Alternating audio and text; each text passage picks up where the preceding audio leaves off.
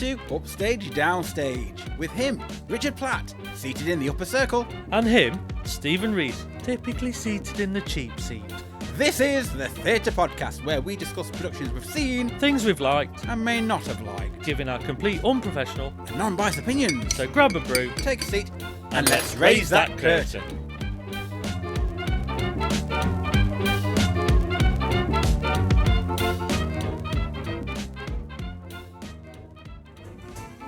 On today's episode, we'll be discussing The Last Stand of Mary Whitehouse. We saw this production at Nottingham Playhouse on the 12th of September 2025. Written by Caroline Bird, this play was co-commissioned by Nottingham Playhouse, Eleanor Lloyd Productions and Kate Peckenham Productions. Caroline delves into Whitehouse's most explosive battle, her infamous blasphemy trial against gay news, which revealed the shocking power behind her sweet smile. So Stephen, what's it all about? In the 1970s, one twinkly old lady wielded extraordinary influence, fighting against what she believed was the UK's moral decline. Armed with only a typewriter in her garden, this seemingly harmless grandmother took on the BBC and the godless media in a culture war that divided the nation. This play explores the enigma of Mary Whitehouse. Was she a pearl-clutching prude, or the most dangerous woman in Britain? But first, our post-show opinion! A controversially clever production. 5 stars, with no complaints from me. So with all that said, let's Set the scene! The Last Stand of Mrs. Mary Whitehouse. Richard, would you like to set the scene? Describe the set. Do something. Speak. Get it out. Let me in. Go on. Is that it? Yeah. So as we take our seats in the auditorium at Nottingham Playhouse, what we see in front of us is a garden shed and a couple of deck chairs and a little tea trolley. But also in the distance, in the back of the, well, I suppose before that, there's a tab in that's basically rather than normal theatre curtain, it's like a garden furniture pattern on the actual front of the stage. So you've got a covering the whole stage. It was like you walked into this colourful patterned. Oh, I forgot about that. Yeah. There was almost like a TV screen. That was almost the set. Well, it made you think that it was when Maxine Peake as Mary Whitehouse popped her head through the curtain. She was curtain twitching. She was looking around at the audience as if she were being nosy, looking into other people's businesses. So that's how that came across, and it was that kind of material of the 70s.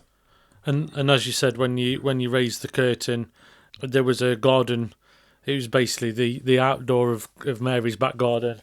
But then in the background, you'd got little accents of a staircase stage right with a TV and an on-air sign and the doors leading onto a TV station stage or whatever. And then also on the other side, you'd got racks of clothes and just it was just almost like you'd got parts of a backstage of a TV studio in the distance, really. I think that was the... Why do you think they did that? Because I can only assume that they put everything on stage to fill the space and also to show that this is what's going on behind the scenes, like backstage, because that's where she was always at. She was working. Yeah, I think that's what it was more. I think it was more to show planning and plotting, because she was always doing something where she was She lived a lot of life always in a TV panel, or she was doing something with, she was always being interviewed, or I think that's what it was to show. Because I don't think it was. It was never used, but it was just there. Yeah, I can't work out if it was meant to be there for what I've said, or they thought, oh, let's just fill the space here by using that, because I think it was a bit of like, obviously it wasn't bare stage at all, but it was almost like surround with the props that were going to be used throughout the production, rather than to portray it as a TV studio with the sets off stage and the big lights and things, rather than move it from one place to another. They moved the place within the TV studio almost. Yes. It's like that's how they did it. Yeah. which I kind of liked. I didn't think it was off. I think it was, it's like we very quickly knew that, like when they moved the shed out the way or turned it round, it was going back to her childhood and like when she was growing up in a family house. They flipped it round and it had got You got her awards yes on a shelf. Although that was slightly off in itself because it wasn't the centre of the shed. It was to one side. And I felt, well, why didn't they just have like a old-fashioned chimney breast or something with tiles on where they could have been on top of the chimney instead of it just being this shelf to one side because it wasn't even symmetrical. So it just looked a bit off there. But anyway, this incidentally... Before we go any further, this was the same writer who wrote Red Ellen. Whilst everyone is praising Red Ellen and so on and so forth, we've got to say that we didn't take to Red Ellen. Not at all.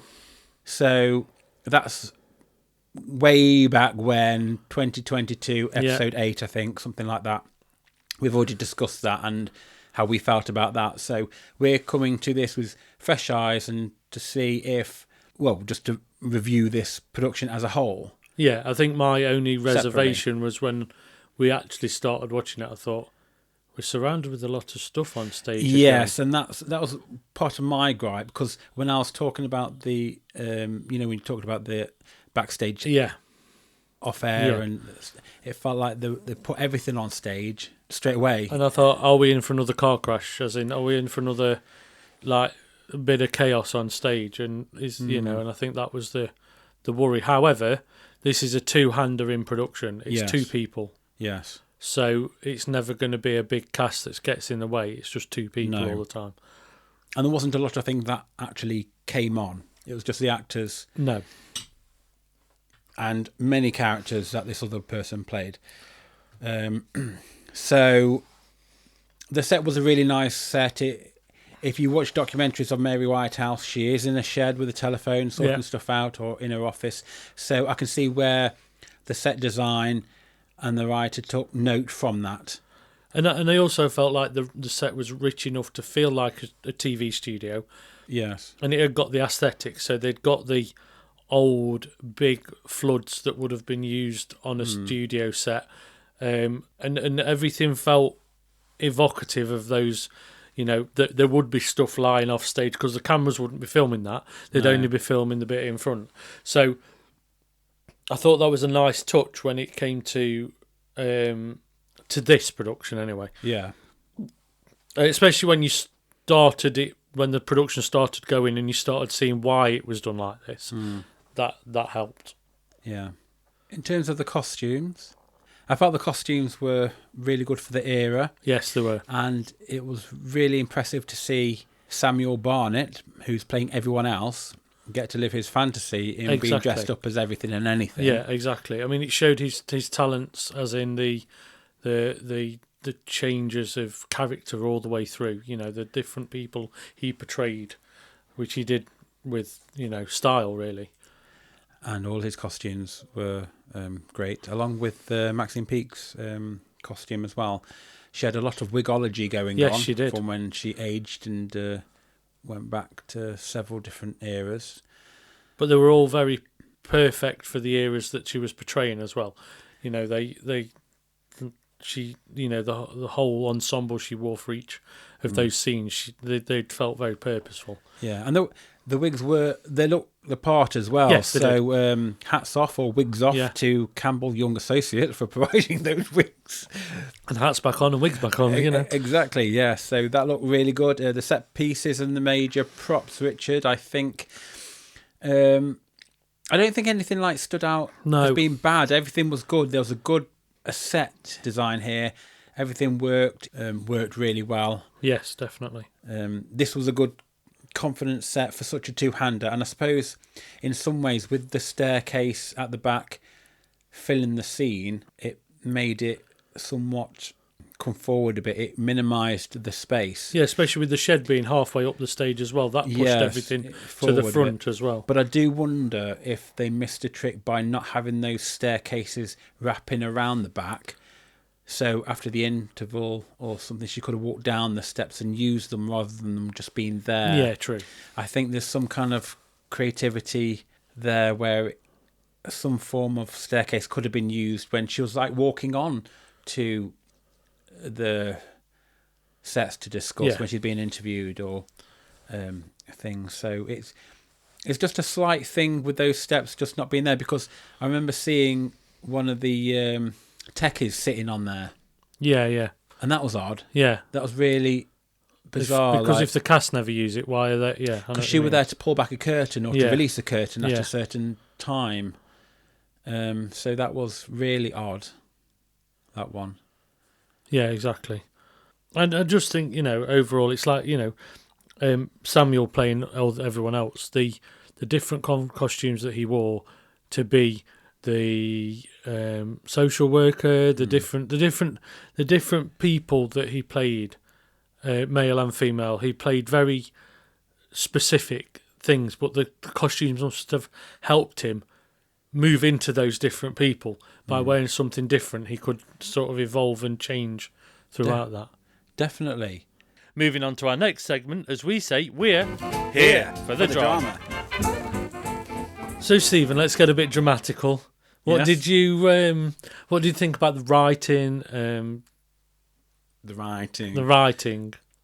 I thought it was really good. I thought the writing was really top notch. You could tell that Caroline had really researched Mary Whitehouse.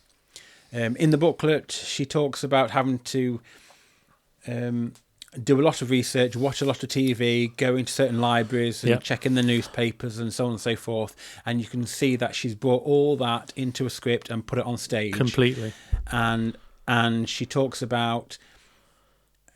Caroline talks about having to have some kind of vision of where she's coming from. And you can tell, or I could certainly tell, that she was coming at this angle from an LGBT point of view, which is very noticeable.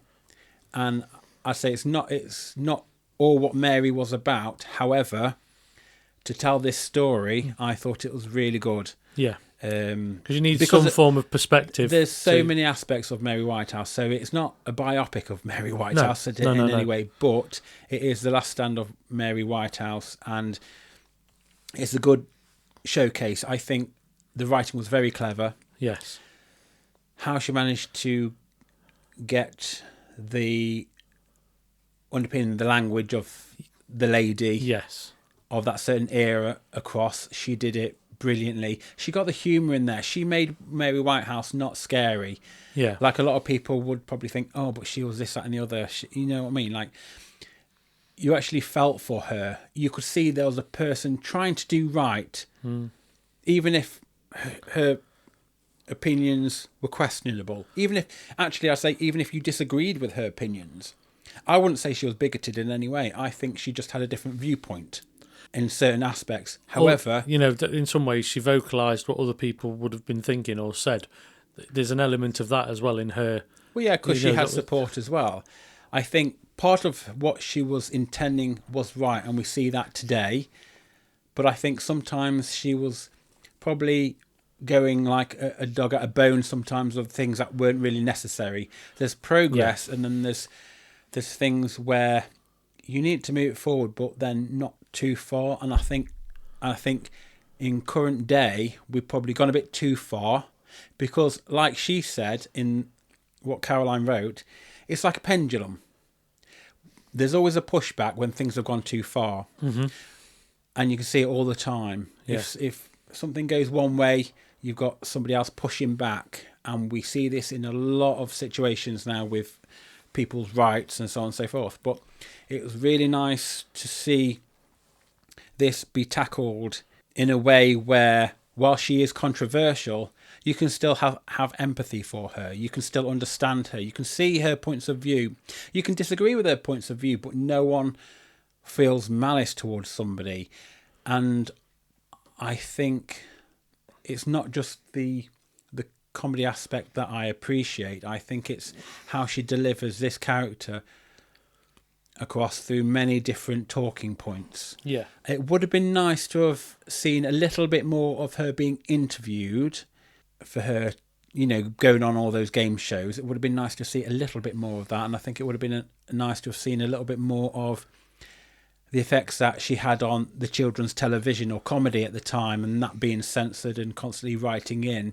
It would have been nice if she'd have had a few scenes a little bit more where she's typing away another letter or she's doing something. However, that being said, it still didn't take the enjoyment out of the show from my point of view. And with it, her just writing a two-hander, she did it brilliantly. She did an amazing job. And I think this is credit to her, especially from my point of view, who didn't particularly enjoy Red Ellen, the story of Ellen Wilkinson, the Labour MP. It's nice to see that actually, whilst I had reservations of this, due to that play I couldn't take to at all, that I can still appreciate her as a writer and what she brings to the table and what she's done with this. Yeah, and I think to add to that, I think, this production covers quite a lot of ground, which is very similar to the way Red Ellen did. However, this production, for me, had the right level of pace, the right level of information overload, because there's a lot to take in this production, but with the witty humour or the little bits of you're seeing Mary's personality and the things that is happening, you don't feel like you're in chaos. You feel like it's actually quite measured and quite dealt with a gentle hand, really. And I think and I don't feel like there was a time where it was a production that ridiculed this person. You saw Mary almost bear everything, really. You didn't just feel like it was, you got the perspective of a whole being, and I think that Maxine Peake portrayed the character really well, and I think this is the polar opposite in a way to what we saw in Red Ellen. Red Ellen felt chaotic and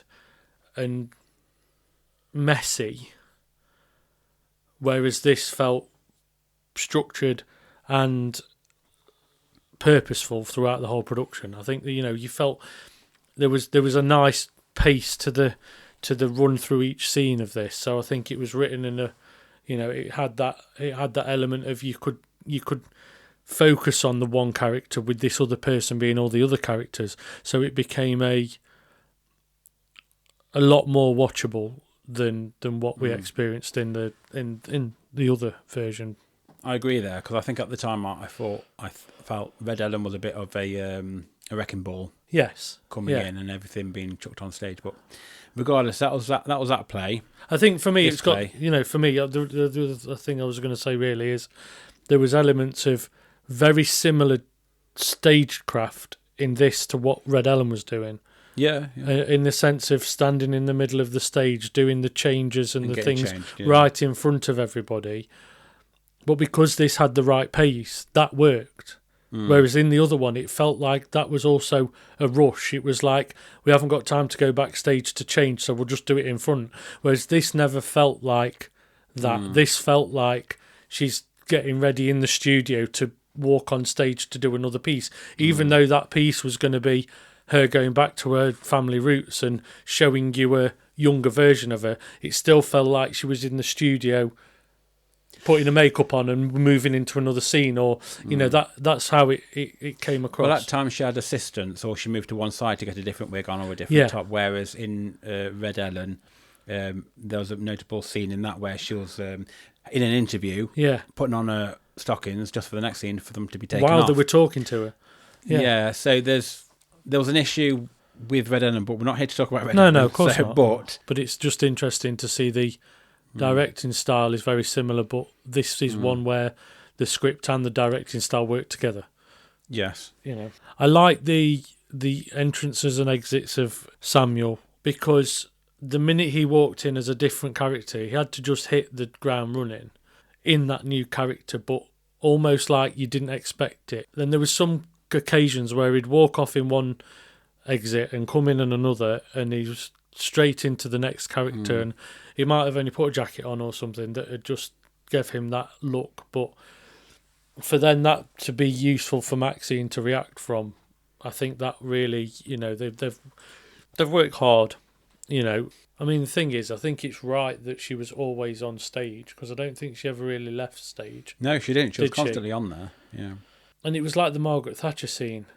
That could have been played a lot sillier and panto style than it needed to be. So I'm glad they restrained it a little. Yes, it was silly anyway, but I think it was just on the edge of, there's always a fine line when it comes to being silly with the whole like dildo part, which yes, it can be a fine line between too silly. What really shone for me in this was the performance of Maxine Peake as Mary Whitehouse. Exactly. Because I like Maxine Peake a lot. I've been a fan of hers since she was Twinkle in Dinner Ladies. And for her to be playing this character, which, if you know Maxine, you'd know that was not Maxine on stage. She was giving me Not Julie at all. Walters. She was giving me Dame Patricia Routledge. She was giving me Mrs. Mary Whitehouse. There was Exactly. not one instant part of Maxine Peake on that stage. Her voice had even changed. You could listen to her and not think that's Maxine Peake's voice. And I think that just shows how professional and how talented she is, and the fact that she's taken on board this character.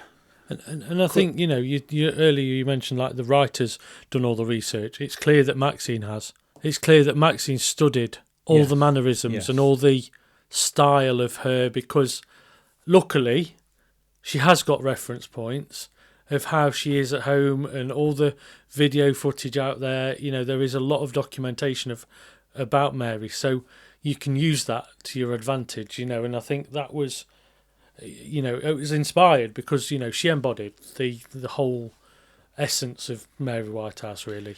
Yes, and she got a lot of nuances of Mary's out of there. Because it's a big undertaking, really, to take on somebody that... Well, a well-known public figure. Yeah, but also somebody that, how's she going to portray it? Is she going to go as real as possible? Or, and she really did. She really, she took that time to do this. And hats off to her, really, Wigs off to her. Yeah, wigs off. But same as Samuel, really. It's clear that both of them have done a lot of work to work together and make each scene feel different, because only they can do that. Yes, you can be directed. Yes, you can have the script in your hand, but only they can create those characters. How do you feel of the whole play, The Last Stand of Mrs. Mary Whitehouse, as it is? Did you have any preconceived ideas about it? Or? I think I was unsure what perspective it was going to be set up as in which magnifying glass is it going to be under? Is it going to almost portray her as an evil witch, or is it going to show both sides? Is it going to look like the interviews that we've got out there? And because you've got to lean into some form of humour to make it an entertaining piece of theatre. You can't just do it as a straight-laced play with no glint of of British sarcasm, because I think you need, because there was times on TV that she actually had a bit of a glint, or a bit of there was humour in that response that she would give to people. So I think, to harness that and to direct and to create a piece of to create something that captures that it takes a lot of work to pull that out, because I think it's a hard thing to break an audience, so you've got to almost set your stall out early enough, and to get people laughing early means that they're going to start following you on what's going to happen and where it's going to go. So I think it was a big challenge. I think it was a rewarding challenge, I think, because I think even Caroline Bird said in her interview that this isn't probably a person she would have touched. This isn't in her sphere of any point she'd want to talk about. But I suppose by her latching on to the LGBT section of it, it's allowed her to go through this journey of exploring somebody that she wouldn't have known about, and also bringing this play about her to everyone's attention as well. I only know of Mary Whitehouse because of the whole situation of her trying to cancel Doctor Who all the time in the 70s and stuff. So and all the comedies and stuff, because that's where I come from. So that's how I know of her. In terms of the directing, I felt that this was pretty much really well directed. I quite like the changes that happened, and I think everything just went hand in hand in the story that we were trying to do. There was a lot of quick changes for Samuel, and he played it brilliantly. As you know, all his characters were spot on, and he was able to challenge himself, or the play enabled him to challenge himself on using all of his emotions for all these characters in certain situations, whereas Maxine was able to keep that strong character all the way through, who also suffered and could see what her effects were doing, even though she had to put on a brave face right to the very end. And then what happens at the end? She's in a nursing home. Yeah, exactly. And she's still wanting to complain about Big Brother. So she's not really changed as such, but she's still, but at this point, seeing a good few people go. I think that was the section where I said to you, I felt that the play was over before then. And you disagree with me on that one. Because I felt like we didn't need to see the end. But you... I think You're more emotionally connected to I was more emotionally connected to it because, you know, I know that, you know, in the last moment, sometimes you get the most profound comment out of somebody at that point, and I think they portrayed it really well. I was just going to say about directing that the directors worked closely with Maxine Peake on a number of projects, so it's clear that she knew how to get the best out of her in a performance as well. So then that was just something I've just read now, and I thought that was quite an interesting point. But no, I think it's almost got to end a little bit fantasy world, just to give that little nod to, you hear about these, I don't know, care homes where they've got all these people in that are who used to be famous people, and they you know, what do they think at that point? What did they think at the end of their days? You know, have they changed, or have they still got the same opinions? Has anything changed their mind, or is it still stuck in one way? So, you know, I just think for me it was just interesting. Yeah, I think also by doing that you actually do set in that she hasn't actually changed. Yeah, exactly. You know, she maybe didn't. No, but I don't know. Just for me, it just felt like it was an additional scene on top of an already okay ending at that time. But I suppose I'd have to just rewatch it. Exactly. Moving on to our next segment, as we say, what the tech is this? So technically speaking, Richard, there wasn't that much not really to do, was there? No. It was more general lighting. There was no projections. There was no, you know, it was, I suppose, to pick out, you know, you can pick out the sound effects that we used. There was the sounds of the protests that must have happened near a house and things like that too, you know, that she almost got used to and battered off. They were being played from behind the audience. Yeah. And really it was a traditionally lit play. I wouldn't say it was over the top or anything out of this world. I'm sure they used the smoke machine at one point, but nothing. That was just at the end scene, I think. That was more. I can't remember, to be honest. There wasn't really anything dramatic, like, you know, set wise. They moved. Everything the double was on doors dollies. came in, didn't they? Was the piano already on stage? Yeah, it was always on. So that the double doors, were they wheeled on? They were wheeled on to one side, yeah. And then but yeah, there wasn't really anything technical that was, you know, that stuck out as, you know, really good. that was well, out as no, really stuck good. out that was different to the production, shall we say? So that's a very short section of what the tech is this. Yeah, it is. Well, let's move on then. And now it's time for our Rewind Rewatch. To be honest, I would love to watch this again, and had I had free time, I would have gone and seen it again, just to clarify a few things. Because when you first go and see a show, especially if it's information driven, you take it all in, but there's certain things you think, oh, did she actually say that? Did I misinterpret that or whatever? So it's definitely one I would have wanted to watch again. Yeah, and it was funny. It was really funny. Yeah, I agree. I mean, the aesthetics were great, and the actual production as a whole, and it was information overload. So I think you have to, I agree with you, like seeing it again, because I think you'd pick up some of the other bits that, because once you've laughed, you feel comfortable, but then you're like, oh, I didn't take that last bit, and what was that? Or so it's.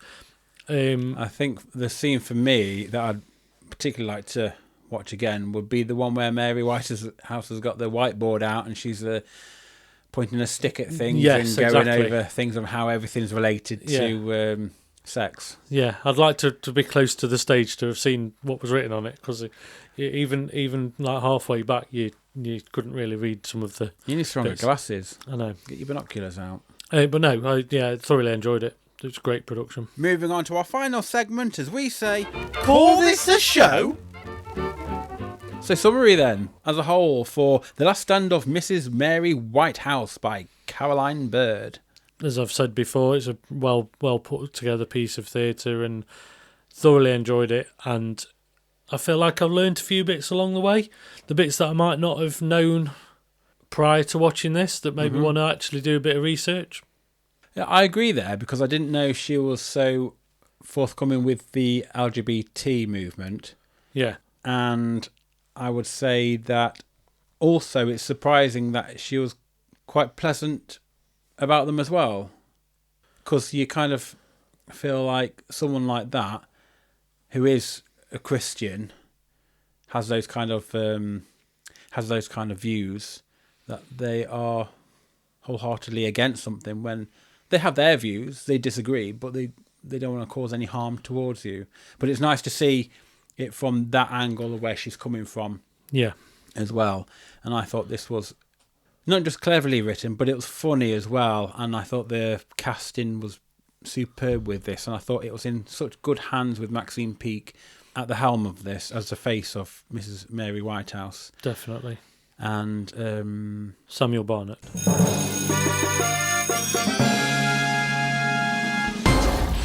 Scores then, please, Richard, for The Last Stand of Mrs. Mary Whitehouse. On a scale of 1 to 10, with 10 being a fantastic production for Past the Watershed, and 1 being an offensive show needing full censorship and cancellation. What's it going to be? Well, it can only be a 10. I think it deserved it. It was really, really well to put together. And it's a 10 from me.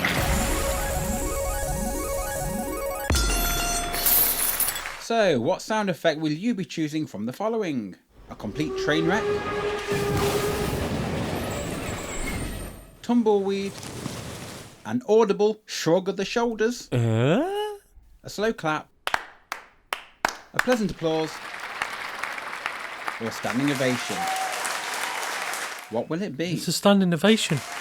Pure and simple. Pure and simple. Gonna be there. And it's a standing ovation from me as well.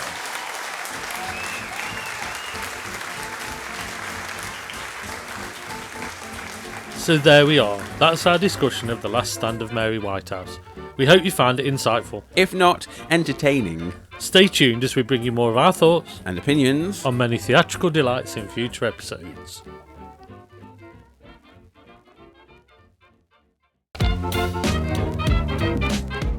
If you'd like to get in touch, email us at upstagedownsstagepod@gmail.com. You can always join in the chat to share with us your views of a production. Also, make sure to follow, share, like and subscribe to all our channels so you get every episode the second it's released. And we hope you join us again for another instalment of Upstage Downstage.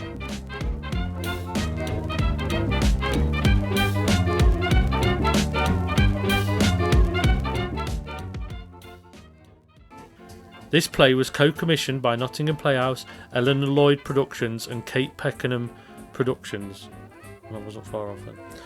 This play was co-commissioned by Nottingham Playhouse, Eleanor Lloyd Productions and Kate Peckham Productions, and written by... No, we don't need and.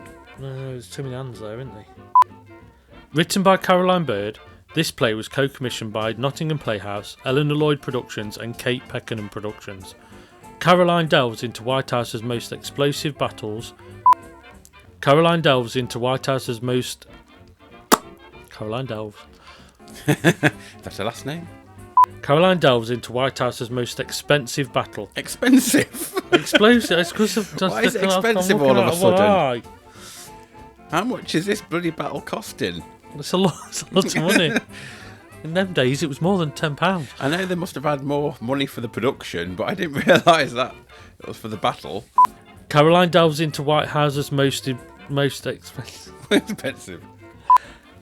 Caroline delves into Whitehouse's most explosive battle. No, you have to do that again because you lingered on it. Did you have to let it linger? Yeah, did you have to? Did you have to? Did you have to? Did you have to let it linger? Caroline delves into Whitehouse's most explosive battle. Explosive? Oh dear, we're going to be here all day. I've drunk my tea now. I'm just going to do it all again. We'll put the kettle back on. Caroline delves into Whitehouse's most explosive battle, her infamous blasphemy trial against Gay News, which revealed the shocking power behind her sweet smile. So, Stephen, what's it all about? I can't believe you've actually managed to do that. I think you need to do it again from Caroline Delves. In the 1970s... oh, my voice went then. Did you hear it? Well, you wanted on it went. It's not lingering. Didn't linger long enough, did it? You did say this is one about coughing. Yeah. We're not doing Adam's Family now. No, not coughing. In the 1970s, one twinkly old lady wielded extraordinary influence, fighting against what she believed was the UK's moral decline. Armed with only a typewriter in her garden, this seemingly harmless grandmother took on the BBC and the godless media in a culture war that divided the nation. This play explores the enigma of Mary Whitehouse. Was she a pearl-clutching prude, or the most dangerous woman in Britain? What are you laughing at? I did all that. You did, but it just sounded a bit weird. Why? I don't know. Why did it sound weird? It was professional. It was a little bit too whispery. What do you mean whispery? It was like you were telling the Jack and Ori story. Yeah, I was fighting off, like, my voice going AWOL. Just the way. Sorry. Okay, let me...